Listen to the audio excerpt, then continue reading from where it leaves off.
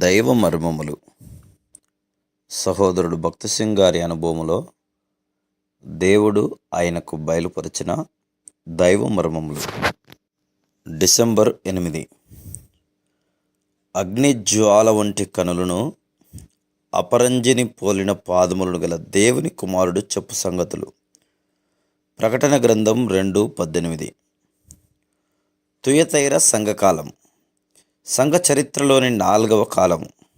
ఈ కాలములో ప్రజల రక్షణ కొరకై పరిశుద్ధ జలము మున్నగు కల్పిత పద్ధతులపై ఆధారపడేవారు. అటువంటి సమయంలో క్రీస్తు ప్రభు అగ్ని జ్వాల వంటి నేత్రములు గలవాడుగాను, అపరంజిని పోలిన పాదములు గలవానిగా ప్రత్యక్షపరచుకొనెను.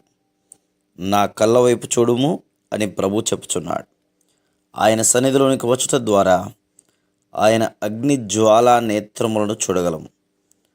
ఆయన పాదములు ఇత్తడివి. ఇత్తడి తీర్పును సూచించును.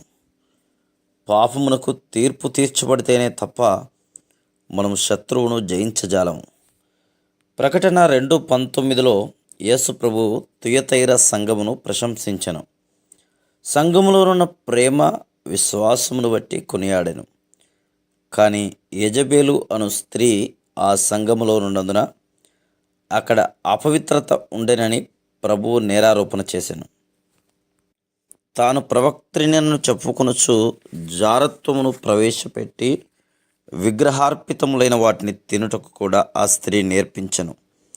అట్టి వారిపై ప్రభువు భయంకరమైన తీర్పు పంపనయున్నాడని ఇచ్చట మనం నేర్చుకొనుచున్నాం.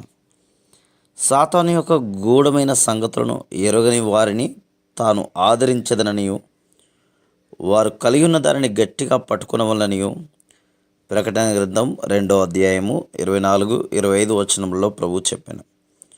జయించు వారికి అధికారం ఇవ్వబడునని ప్రకటన గ్రంథం 2:26 ఈ సంఘమునకు ప్రభు వాగ్దానం ఇచ్చెను.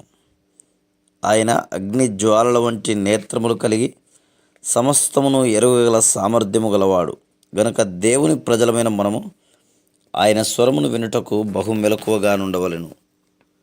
Praise the lord.